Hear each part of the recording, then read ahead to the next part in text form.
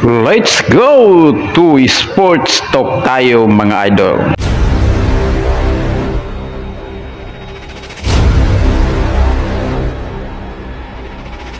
Ladies and gentlemen, please make some noise for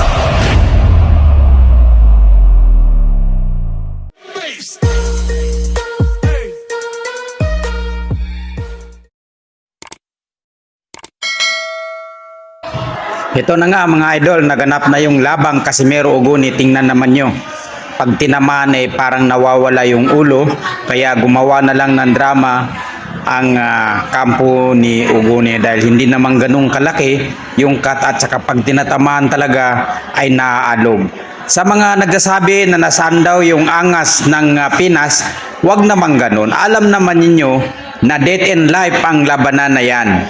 Ako, suportado ko ang buong team ng Casimero. Tingnan naman ninyo kung ano talaga ang tumama dyan sa kay Uguni. Sa akin ay hindi pa malinaw kung ano talaga o headbutt ba. Pero nakita naman ninyo na sa akin ay suntok yun.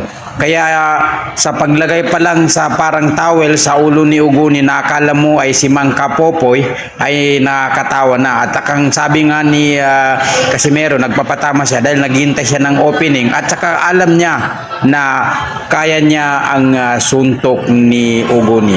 Kaya suportado natin ang angas ng Pinas and sana ay going sa maganda yung resulta ng laban. And support angas ng Pinas.